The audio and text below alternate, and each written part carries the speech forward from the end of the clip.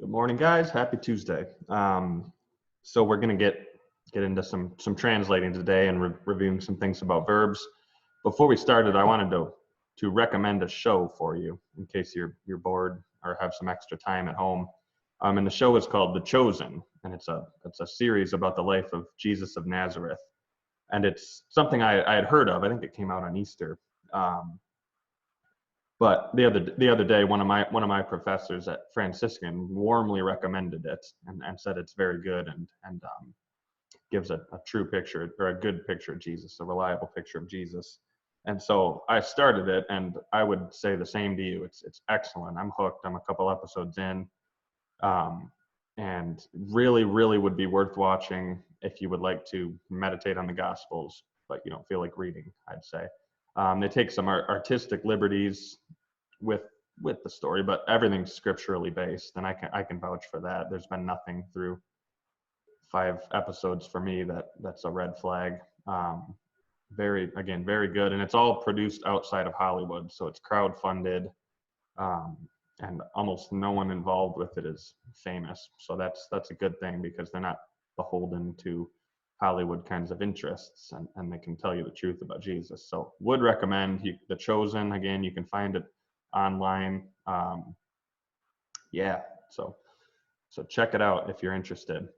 And again, today we're going to review some verb stuff, do some translating, and have at her. And so your homework, just so you know, is going to be variations of the same 5 sentences that I do here. So it'd be worth watching all of this video. Now, let's just think about verbs, and this document will be available to you. So go back through it on your own. But when we're dealing with the present system, so present imperfect future tenses, we're going to use one set of endings for active voice, one set of endings for passive voice. So let's fill out this chart here. First person singular, long O. First person plural, mus, M-U-S. And then if we remember in the imperfect, we also get an M in the first singular. And again, these are going to tell you person, number, first, second, third, singular, plural. Got to memorize these endings. Second person singular, going to be an S. Second person plural, tis, T-I-S. Third singular, T. Third plural, N-T. And those are our active personal endings. Pretty straightforward, okay? Should have them memorized by now. Now, passive voice, all these tenses are going to work the same way. We'll get to that in a minute. Different endings in the passive. So in the first person singular, we're going to get OR, or in the imperfect, where we would have gotten M in the active, we'll get AR. In the plural, it's mur, M-U-R. Second person singular, we'll get ris, R-I-S. Second person plural, mini, M-I-N-I, long I. Third person singular, we're going to have tur, T-U-R. Third person plural, ntur, so N-T-U-R. And those are all passive endings. So remember, active versus passive. Here's an example. I teach you, that's active. I, the subject, teach. Passive, you are taught by me. You, subject, are being taught. So in the active voice, the subject performs the action of the verb. In passive voice, the subject receives the action of the verb. And how do we find the subject in Latin? Nominative. That's going to be our subject. Okay, and then these verb endings will tell you whether you have an active or passive verb. Now, we're going to start looking back over our irregular verbs too. So we're going to start with present tense of to be. Sum esse fui futurus. So in the present tense, we're going to get sum in the first person singular. It's just our first principal part. And the first person plural, sumus. So even though this verb's irregular, it uses some of our familiar endings. So you should be able to see mus. Sumus. And again, this is to be. So sum means, maybe I can just put translations in. Sum means I am. Sumus means we are.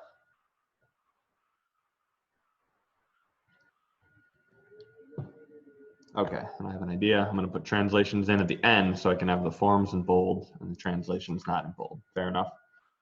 Okay, second person singular, we're going to have S, you are. Second person plural, S, tis, y'all are.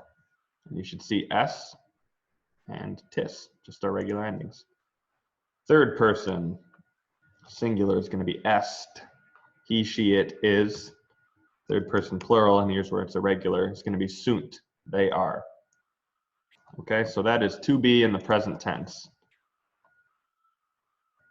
We'll do imperfect and future tomorrow. But we could say sum equals I am, sumus equals we are, est, s equals you are, estis equals, oops, I forgot my A, y'all are, est, he, she, it is, and sunt, they are. So there's the verb to be. Gotta know it. Okay, now last thing about verbs here for today. Just think back through these three tenses. Here are you could think of them as formulas for forming these tenses. So if you were trying to write them in Latin, this is what you would do. You're going to be recognizing the forms like always. So it's like deconstructing the verbs. But present tense will be present stem plus one of these personal endings, active or passive. And that's how you know it's present tense. Imperfect tense, present stem plus the infix BA. Remember imperfect sheep? Infix BA and then personal ending added to the BA. And then future tense, present stem plus the infix BI in the future plus a personal ending. And like always, let's look at the verb amo in the first person singular to see where first person singular is kind of weird. In the present tense, we'd have amo, I love.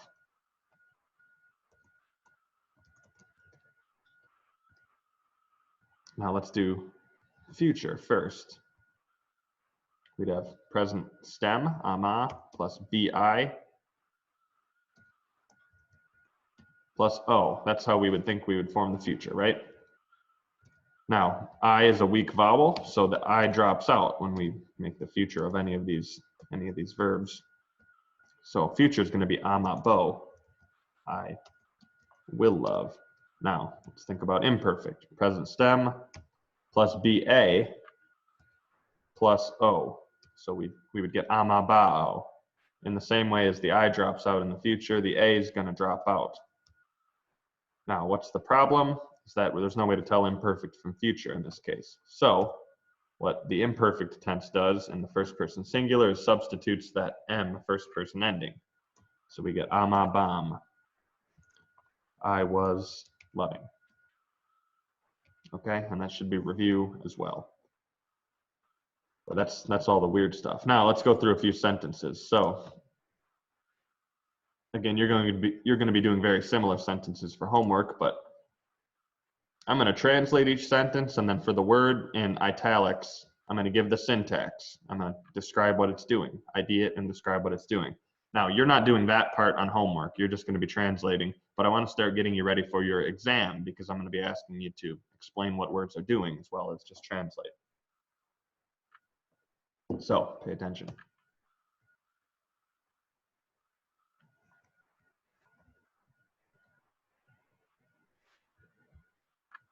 So we've got Regina, Bono, Amateur.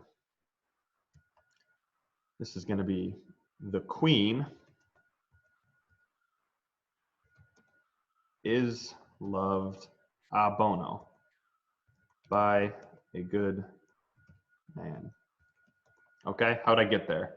First, you start with the verb. Amateur, third person, singular, present, passive, indicative. He, she, it is being loved. And Regina is nominative singular, so that can be the singular subject of our third person singular verb. So the Queen is being loved. And then we've got a bono. So that's an adjective in the ablative case with the preposition a.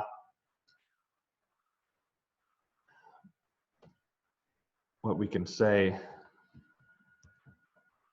about that form.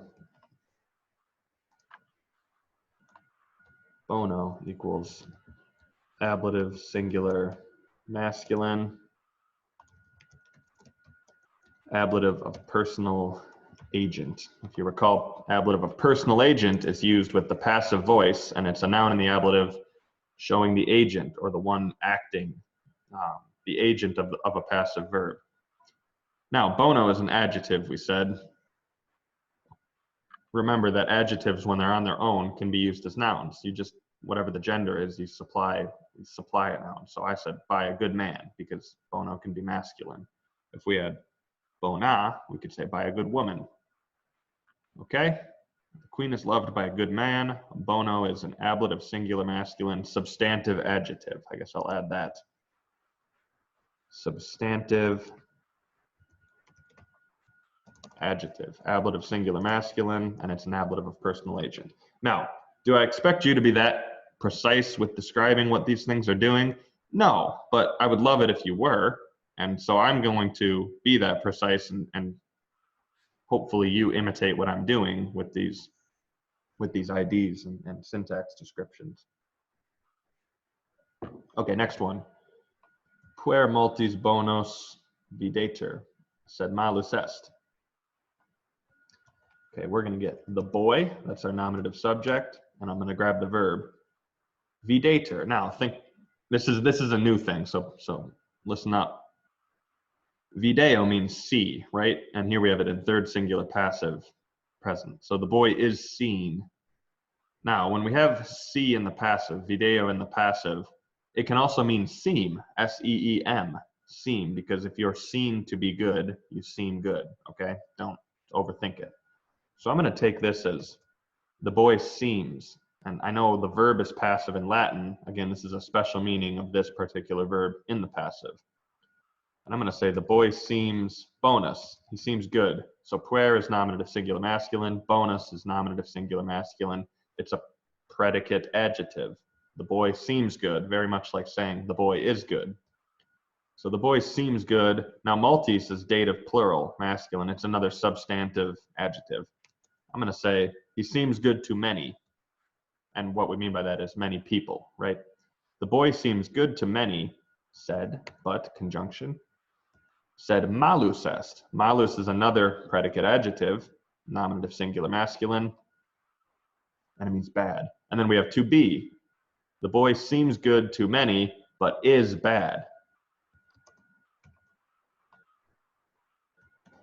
Now, there's an interesting thing going, so we'll get to multis in a moment. There's an interesting thing going on. If he seems good to many, but is bad, what is that? What's the logical relationship between these two independent clauses? Which one's true? He seems good but is bad, we'd have to say the second one is true. So I'm going to put in parentheses, but he is actually bad, although he seems good. Now, the word actually is not in the sentence. There's no adverb to speak of, but that's the logical conclusion you can draw from this. Now, multis is another substantive adjective. Okay, again, adjective being used as a noun, even though it doesn't have a noun with it. And we could ID it as dative, plural. You could say dative, plural, masculine, although it could be masculine, feminine, or neuter. I'll say dative, plural, masculine, or feminine. And what's it doing? This is called a dative of reference. Dative of reference. So let's look at that first clause. The boy seems good. Okay, he seems good with reference to whom? Who does he seem good to? Well, to many people. That's a dative of reference. I'd love for you to be able to identify a dative of reference, but if you just translate it with the preposition to, that's good enough for me. Okay, but if you want to be precise, dative of reference. Okay, magno studio verba poetarum cogitabo. Let's grab the verb first. Cogitabo, first singular, future active indicative. I will I'm going to say think about. Cogito means think usually, but it's think about. It's going to work better here. I will think about. Okay, what's our subject? I. It's just contained in the ending of the verb.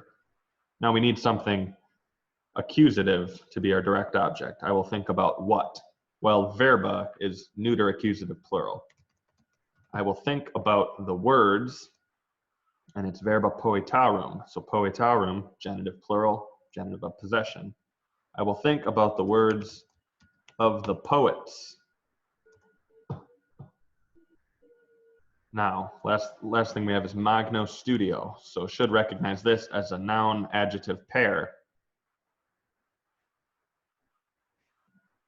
No, I'm going to change my translation. I will think about. I'm going to say I will ponder the words of the poets.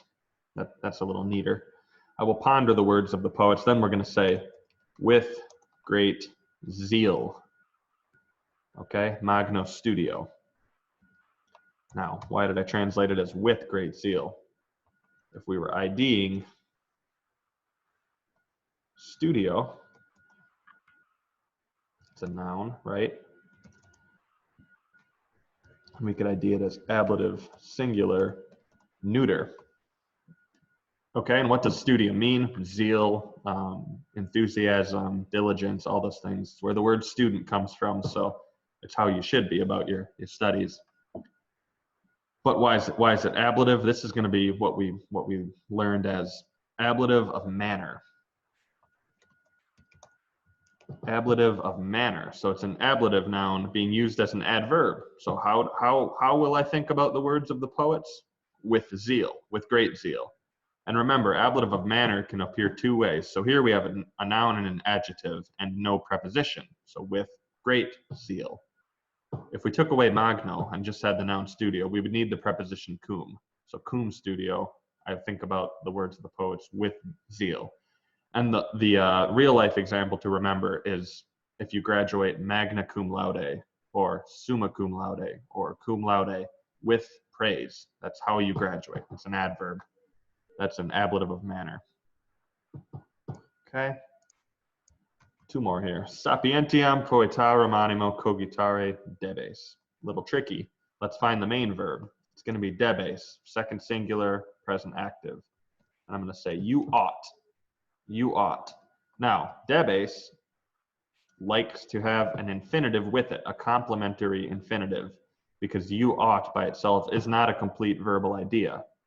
You need a second part to that. You ought to do what? Okay? What's our infinitive here? Cogitare. You ought to ponder. You ought to ponder. Okay? There we go. Now, what do we want next? We need an object for the verb ponder. We need a direct object for ponder, which means we need something in the accusative. Sapientiam, if you look it up, means wisdom, first declension. It's accusative singular. So we can say, you ought to ponder the wisdom. And now we have poetarum again, genitive plural, possessive genitive. You ought to ponder the wisdom of the poets. Okay, now we have one more word, animo, which, remember, there's two words that sound the same, animus and anima. And in Latin, anima means your soul. That's the part of you that makes you animate. It's like your life force. And so, and remember, that's a first declension noun. It's feminine. And anima, we have an anima as a human being. Again, this is the way the Romans would have thought of it. Your dog has an anima too, because it can move around and desire things and have rudimentary emotions and all that. So it's what distinguishes us from plants. Like trees don't have anima. They don't have an animate life force. Animals and human beings do. Now, animus is more like mind. It's like soul like mind, or your rational soul. So an animus would be something that a human being has, but your dog does not have. It can't think and talk and those things. And remember, animus, second declension masculine, two different words with slightly different meanings. Here we have animo, that second declension ablative singular ending, tells us this is that masculine version of the word. So I'm going to translate it as mind. And I'm going to say, you ought to ponder the wisdom of the poets in your mind. Now, this is really tricky because What that really means, I'm going to call this an ablative of means. You ought to ponder the wisdom of the poets with your mind. You're using your mind to think. Now, it's a little more natural in English to say ponder it in your mind or run it over in your mind, right? Things like that. I'm going to go over I'm going to go over the wisdom of the poets in my mind. Okay. Regardless, we're going to say animo is a noun, right? It's ablative, singular, masculine. And I'm going to say ablative of means. Means or instrument. And whether that's totally precise or not, it's close enough for our purposes. Okay, last one. Cur servi ad domino vocanter. So what do we have here? There's a question mark at the end. So it's a question, okay? And what's the question word in Latin? It's cur. It's an adverb, an interrogative adverb. And cur means why. So we're just going to start there. Why? Okay, why, and then what's our verb? So vocanter, from voco, which means call. We have third person, plural, present, passive. So passive verb. So why are they being called? There's just cur vocanter. Why are they being called? Now let's see if we have a nominative subject that can be the subject of this verb, this passive verb. So servi, that can be nominative plural. Why are the servants being called? There's our passive construction. Why are the servants being called? Now we have a domino. Should recognize this with a passive verb as an ablative of personal agent. Why are the servants being called by the master?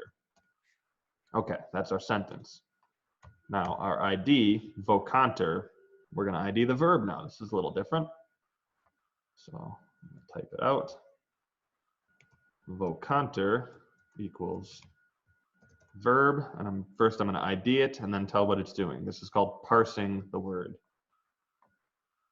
Third person, plural, present, passive, indicative mood. Okay, and what is this verb doing? Well, it's just our main verb. That's all. It's the main verb in the sentence. Okay, and verbs can do different things. They're not always the main verb. So look back at number 4. Cogitare, that's a verb. It's a present active infinitive. It's a complementary infinitive. The main verb is debes. All right, so we're going to start doing more of that as we go along. So that's what I wanted to go through today. Again, please watch these things and just try to absorb what we're doing. I'd like to get you ready for your final exam and get a good base for next year. And that's mainly skill with translating. So the homework for tonight, I think I picked 4 of those and then changed them up a little bit. But if you watch this, you should have a good jump start on the homework. Okay, and we will see you tomorrow.